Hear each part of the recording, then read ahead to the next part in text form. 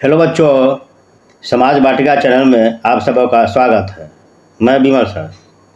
आज हम NCERT book Bihar board कक्षा 7 विषय भूगोल के चैप्टर नंबर 4 का अध्ययन करेंगे। 4 में है वायु। इसके बारे में यानी इसके कुछ भाग को हम लोग पिछले वीडियो में देख चुके हैं। अब हम इसके आगे देखते हैं।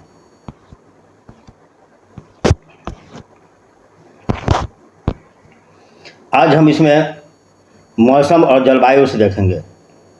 तो चलिए चलते हैं मौसम और जलवायु से।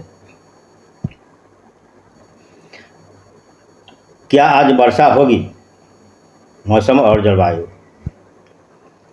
क्या आज दिन साफ होगा और धूप निकलेगी? कितनी ही बार हमने क्रिकेट प्रेमियों के मुंह से एक दिवसीय मैच के भविष्य पर अनुमान करते या अनुमान लगाते सुना होगा। यदि हम कल्पना करें कि हमारा शरीर एक रेडियो है और मस्तिष्क उसके स्पीकर, तो मौसम वह है जो इसके नियंत्रण बटनों से छेड़छाड़ करता रहता है। मौसम वायुमंडल के प्रत्येक घंटे तथा दिन प्रतिदिन की स्थिति होती है। आर्द्र और गर्म मौसम किसी को भी चिड़चिड़ा बना सकता है। अच्छा हवादार मौसम हमें आनंद देता है और हम घूमने की योजना भी बना सकते हैं। मौसम नाटकीय रूप से दिन प्रतिदिन बदलता है, किंतु दीर्घकाल में किसी स्थान का औसत मौसम उस स्थान की जलवायु बताता है। क्या अब आप समझ गए कि हम मौसम का दैनिक पूर्वानुमान क्यों करते हैं? देखिए, इसमें इतना से हमें स्पष्ट हो जाता है कि मौसम और जलवायु किसे कहते हैं। मौसम क्या है? यानी दिन प्रतिदिन यानी दैनिक रोजाना जो वायुमंडल में जो हेरफेर होता है, जो बदलाव होता है, जो घटनाएं घटती है, इसी को हम मौसम कहते हैं। यानी दैनिक वायुमंडलीय घटना को हम मौसम कहते हैं। तथा मौसम की औसत दशा को जलवायु कहते हैं।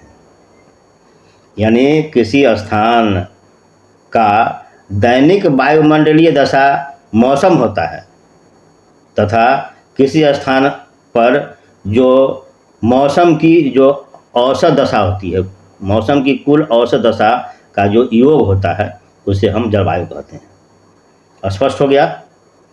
मौसम किसी भी स्थान के दैनिक वायुमंडलीय दशा को मौसम कहते हैं और जलवायु किसी भी स्थान के जो कुल जो मौसम की जो औसत दशा होती है, उसी को हम जलवायु कहते हैं।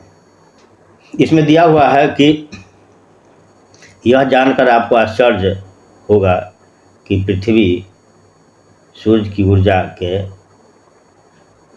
यानी 2 अरबवां भाग को प्राप्त करता है। यानी सूर्य से जो हम ऊर्जा मिलती है या जो प्रकाश मिलता है, उसका मात्र 2 अरबवां भाग ही हमें प्राप्त होता है। तो अब हमें आगे देखना है कि मौसम और जलवायु के जो विभिन्न एलिमेंट जो कारक है उसके बारे में। यानी मौसम और जलवायु को प्रभावित करने वाले जो कारक है, जिनमें तापमान, वायुदाब, पवन इत्यादि जो है प्रमुख इसके कारक है। तो हम बारी बारी से इन सब के बारे में हम लोग देखेंगे कि मौसम और जलवायु के जो विभिन्न कारक है वह क्या है और कैसे हमारे जीवन को प्रभावित करते हैं। पहला, तापमान। आप दिन प्रतिदिन जिस ताप का अनुभव करते हैं वह वायुमंडल का ताप होता है। वायु में मौजूद ताप एवं शीतलता के परिमाण को हम तापमान कहते हैं। तापमान किसे कहते हैं? यानी वायु में उपस्थित ताप और शीतलता के परिमाण को हम तापमान कहते हैं। यानी ताप के मान को तापमान कहते हैं। वायुमंडल का तापमान केवल दिन और रात में ही नहीं बदलता, बल्कि ऋतुओं के अनुसार भी बदलता है। शीत ऋतु की अपेक्षा ग्रीष्म ऋतु ज़्यादा गर्म होती है। आगे है आपतन। एक महत्वपूर्ण घटना है जो तापमान के वितरण को प्रभावित करता है। सूर्य से आने वाली वह ऊर्जा जिसे पृथ्वी रोक लेती है आपतन कहलाती है। ये आपतन किसे कहते हैं? परीक्षा में आएगा, आपतन किसे कहते हैं? तो सूर्य से आने वाली वह ऊर्जा जिसे पृथ्वी रोक लेती है। यानी सूर्य से पृथ्वी पर सूर्य से आने वाली जो ऊर्जा है उससे हम क्या कहते हैं? जो गर्मी है उसे हम आपतन कहते हैं। आपतन यानी उसको कहते हैं सूर्यातप भी कहते हैं। यानी सूर्यातप या सूर्य के तापमान, सूर्य की ऊर्जा। आपतन यानी सूर्यातप की मात्रा भूमध्य रेखा से ध्रुवों की ओर घटती है, इसलिए तापमान उसी प्रकार घटता जाता है। क्या आप समझ गए होंगे कि ध्रुव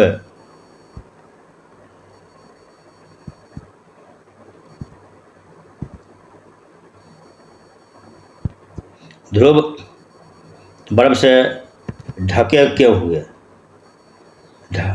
ढके हुए हैं? यदि पृथ्वी का तापमान अत्यधिक बढ़ जाता है तो वह इतनी गर्म हो जाएगी कि यहाँ कुछ फसलें नहीं उग सकेगी। गांव के अपेक्षा नगरों का तापमान बहुत अधिक होता है। दिन के समय में एसाफेल्ट से बनी सड़कें एवं धातु और कंक्रीट से बनी भवन गर्म हो जाते हैं। रात के समय यह ऊष्मा मुक्त हो जाती है। नगर के भीड़ वाले ऊंचे भवन गर्म वायु को रोक लेते हैं, जिससे नगरों का तापमान बढ़ जाता है।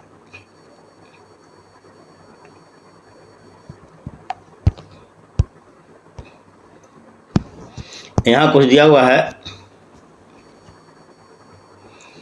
तापमापी। तापमापी दिया हुआ है, इसमें तापमान मापता है, यानी तापमान को मापने वाले यंत्र को कहते हैं तापमापी यंत्र। दूसरा, वायु दाब को मापने वाले यंत्र को वायु दाब मापी यंत्र। उसी तरह वर्षा की मात्रा को मापने वाले यंत्र को वर्षा मापी यंत्र, और पवन की दिशा को दर्शाने वाले यंत्र को पवन दिशा यंत्र या वाक दिग्दर्शी कहते हैं।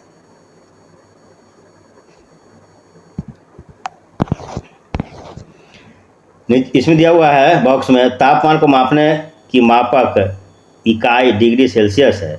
इसका आविष्कार एंडर्स सेल्सियस ने किया था। सेल्सियस पैमाने पर जल 0 डिग्री सेल्सियस पर जमता है और 100 डिग्री सेल्सियस पर उबलता है। 100 डिग्री सेल्सियस पर उबलता है या खौलता है।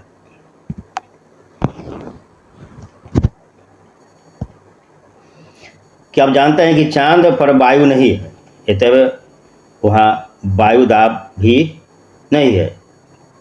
अंतरिक्ष यात्री जब चांद पर जाते हैं तो वे विशेष रूप से सुरक्षित हवा से भरी हुई अंतरिक्ष पोशाक पहनते हैं।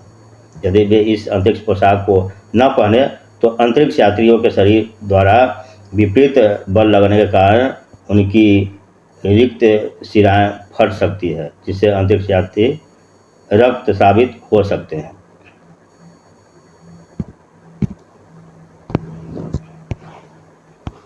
चलिए, यानी तापमान के बाद देखते हैं वायु दाब।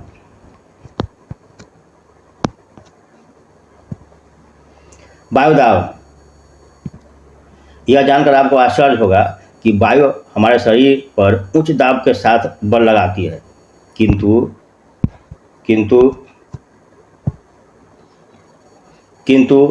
हम इसका अनुभव नहीं करते हैं। यह इसलिए होता है क्योंकि वायु का दबाव हमारे ऊपर चारों दिशाओं से लगाती है और हमारा शरीर विपरीत बल लगाता है। पृथ्वी की सतह पर वायु के भार द्वारा लगाया गया दाब वायु दाब कहलाता है। अब प्रश्न हुआ कि वायु दाब किसे कहते हैं। पृथ्वी की सतह पर वायु के भार द्वारा लगाया गया बल, यानी पृथ्वी के ऊपर वायु का भार नीचे हमेशा लगते रहता है, तो वायु के इसी भार को हम वायु भार या दाब कहते हैं। कह सकते हैं कि प्रति इकाई क्षेत्रफल पर लगने वाले वायु के दाब को या वायु के भार को हम वायु भार या वायु दाब कहते हैं, एयर प्रेशर। वायुमंडल में ऊपर की ओर जाने पर वायु दाब तेजी से गिरने लगती है। समुद्र स्तर पर वायु दाब सर्वाधिक होता है और ऊंचाई पर जाने पर यह घटता चला जाता है। वायु दाब का क्षैतिज वितरण किसी स्थान पर उपस्थित वायु के तापमान द्वारा प्रभावित होता है। अधिक तापमान रहने वाले क्षेत्रों में वायु गर्म होकर ऊपर उठती है, यह निम्न दाब क्षेत्र कहलाता है। निम्न दाब बादल युक्त आकाश एवं नरम मौसम के साथ जुड़ा रहता है। कम तापमान वाले क्षेत्रों में वायु ठंडी होती है, जिसके फलस्वरूप यह भारी होती है।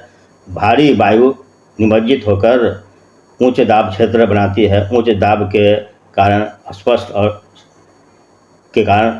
और स्वच्छ आकाश होता है।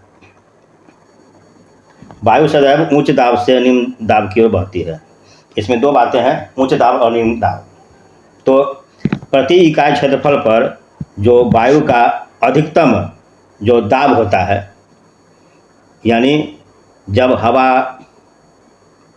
ठंडी होकर,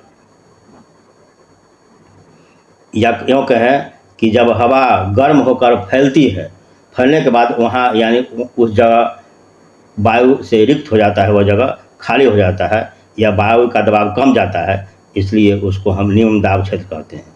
और इसके विपरीत जब हवाएं ठंडी होकर भारी होकर नीचे बैठती है और नीचे बैठने के कारण पहले से वायु तो रहता ही और वायु जाकर वहाँ वायु का दबाव को बढ़ा देता है, तो ऐसे क्षेत्र को हम उच्च वायु दाब कहते हैं। यानी कह सकते हैं कि प्रति इकाई क्षेत्रफल पर पड़ने वाले वायु की अधिकतम दाब को, यानी सबसे अधिक दाब या अधिकतम दाब को हम उच्च दाब कहते हैं, और जब दाब निम्न हो, कम हो, तो उसको कहते हैं निम्न दाब। और वायु दाब हवा या वायु जो है पवन, वह उच्च दाब से निम्न दाब की ओर गमन करती है। अब है पवन।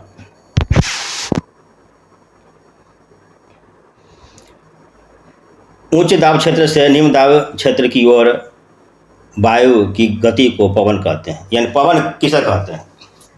तो पवन का परिभाषा हो गया, उच्च दाब क्षेत्र से निम्न दाब क्षेत्र की ओर वायु की गति को पवन कहते हैं। यानी चलती हुई वायु को, गतिशील हवा को हम पवन कहते हैं। आप जब हवा रुकी हुई है तो रुकी हुई है, लेकिन जब हवा में गति हो जाती है, जब हवा चलने लगती है, तब उसको हम पवन कहते हैं। आप पवन को काम करते देख सकते हैं। यह सड़क पर गिरी पत्तियों को उड़ाती है अथवा तूफान के समय पेड़ों को उखाड़ देती है। कभी कभी जब पवन धीरे बहती है तो आप इसके महीन धूल और धुएं को उड़ाते देख सकते हैं। कभी कभी पवन इतनी तेज होती है कि इसके विपरीत दिशा में चलना कठिन हो जाता है। आपने अवश्य अनुभव किया होगा कि तेज पवन में छाता लेकर चलना आसान नहीं है।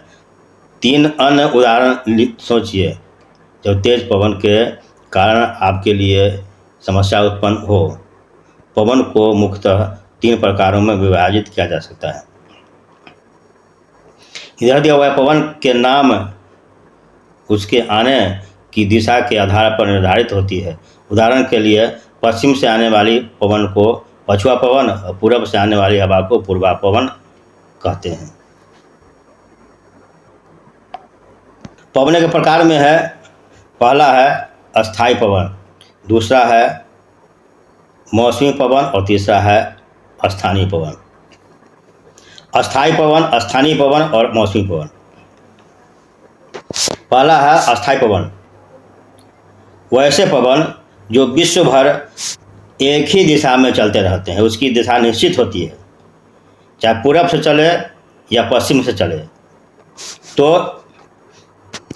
यहाँ पर देखते हैं कि विषुवत रेखा के आसपास जो हवाएं हैं वह व्यापारिक पवनें हैं या पूर्वा पवन है, उसकी दिशा निश्चित होती है, पूर्व से चलती है, इसलिए उसको व्यापारिक पवन या पूर्वा पवन या वाणिज्य पवन कहते हैं। और फिर देख रहे हैं कि यहाँ पर जो पछुआ है और यहाँ पछुआ वह पश्चिम से चलती है, इसलिए उसको कहते हैं पछुआ पवन या विरुद्ध वाणिज्य पवन। तो अस्थायी पवनें 3 प्रकार की पाई जाती है विश्व में। एक है पूर्वा पवन या वाणिज्य पवन या व्यापारिक पवन, दूसरा हुआ पछुआ पवन या उसको विरुद्ध वाणिज्य पवन या विरुद्ध व्यापारिक पवन, और तीसरा हुआ ध्रुवीय पवन, यहाँ ध्रुवों पर, यहाँ देख रहे हैं यहाँ पर और यहाँ पर। तो ध्रुवीय क्षेत्रों में भी हवाएं ध्रुव की तरफ से बहती रहती है अस्थायी रूप से, तो उसको कहते हैं ध्रुवीय पवन। उसकी दिशा पूरब से होती है, इसलिए उसको हम पूर्वी पवन भी कहते हैं। आगे मौसमी पवन। वैसी पवनें जो विभिन्न ऋतुओं में अपनी दिशा बदलती है, यानी एक ऋतु में दूसरी दिशा से और फिर दूसरे ऋतु में दूसरी दिशा से। जैसे मानसूनी पवनें। मानसूनी पवनें जो है यानी एक समय जो है दक्षिण पश्चिम से चलती है और दूसरी तरफ जो है वह उत्तर पूर्व से चलती है। 3 स्थानीय पवन। ये पवनें किसी छोटे क्षेत्र में वर्ष या दिन के किसी विशेष समय में चलती है। उदाहरण के लिए स्थलीय और समुद्री समीर, यानी वैसे पवनें जो किसी खास समय में चलती है, दिन में या वर्ष में।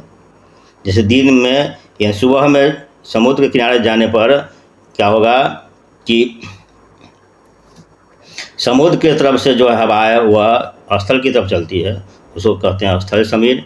फिर इसके विपरीत रात में जो है वह स्थल से समुद्र की तरफ चलती है, उसको कहते हैं हम समुद्री समीर। स्थल से समुद्र की तरफ चलने वाले जो हवा है उसको कहते हैं स्थलीय समीर, और समुद्र से स्थल की तरफ आने वाले को समुद्री समीर।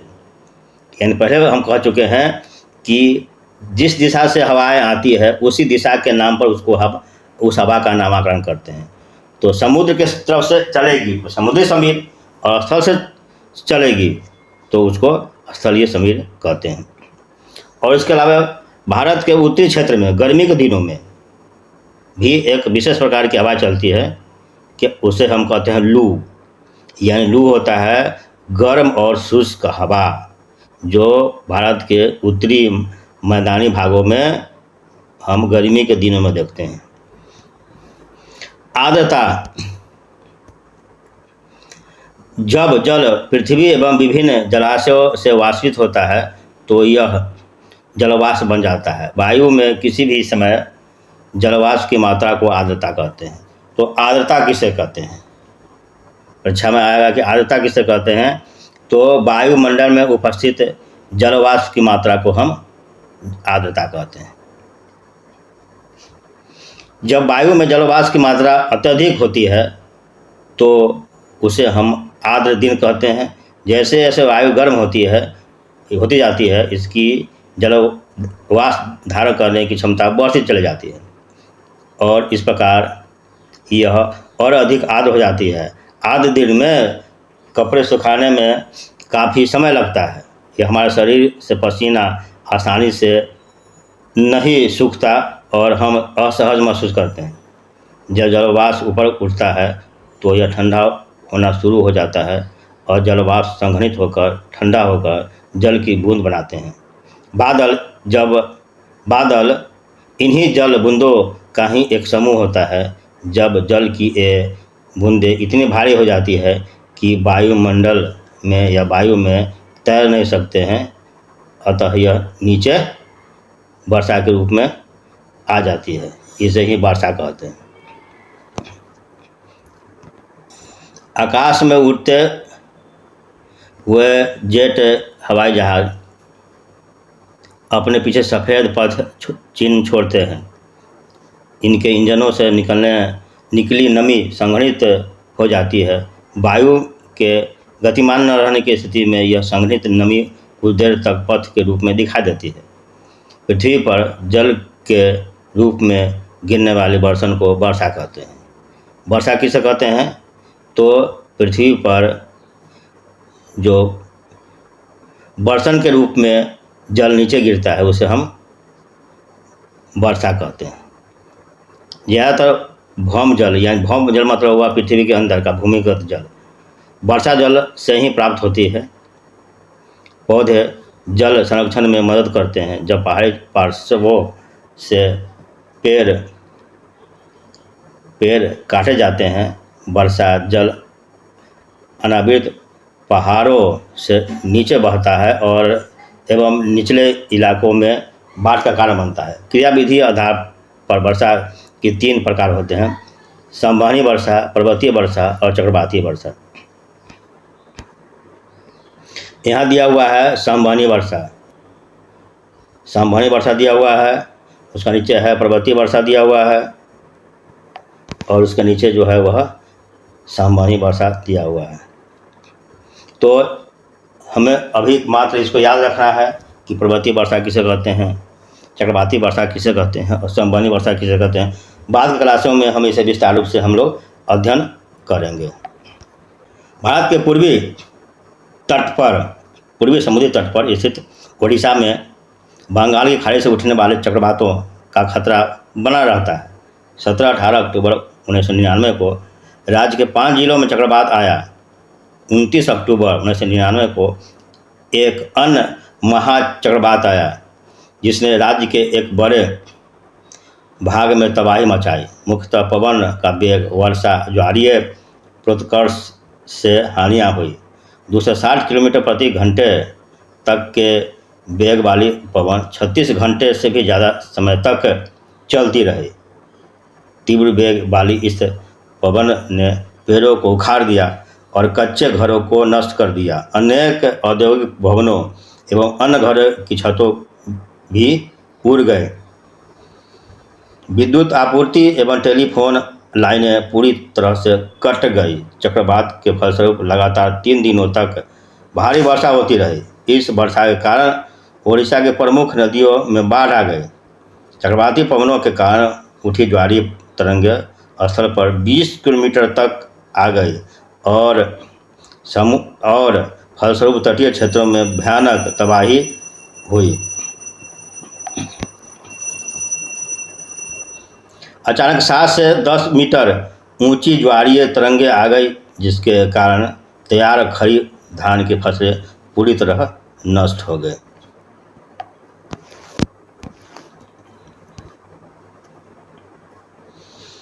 पच्चीस अक्टूबर 1999 को पूर्वी पोर्ट ब्लेयर के निकट थाईलैंड की खाड़ी में अवदाब के कारण यह चक्रवात उत्पन्न हुआ और यह धीरे धीरे उत्तर पश्चिमी दिशा में बढ़ गया। गहन होकर इसने महाचक्रवात का रूप धारण कर लिया। 29 अक्टूबर को सुबह 10:30 बजे उड़ीसा के इरेसामा और बालीकुड़ा के बीच के क्षेत्रों को प्रभावित किया।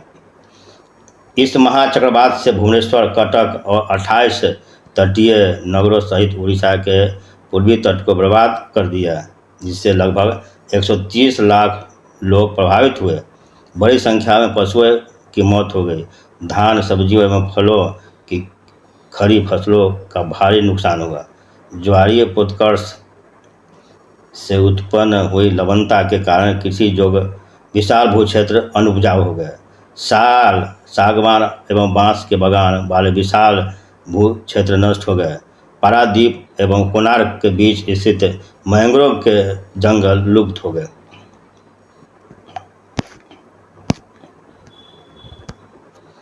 पौधों एवं जीव जंतुओं के जीवित रहने के लिए वर्षा बहुत महत्वपूर्ण है। इससे क्या है, धरातल को ताज़ा जल प्रदान होता है। यदि वर्षा कम हो तो जल की कमी, सूखा हो जाता है। इसके विपरीत अगर वर्षा अधिक हो तो बाढ़ आ जाती है।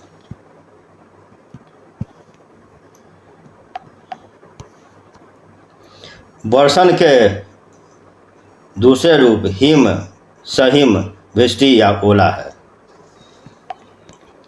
तो इस प्रकार हमारा यह चैप्टर अब समाप्त होता है।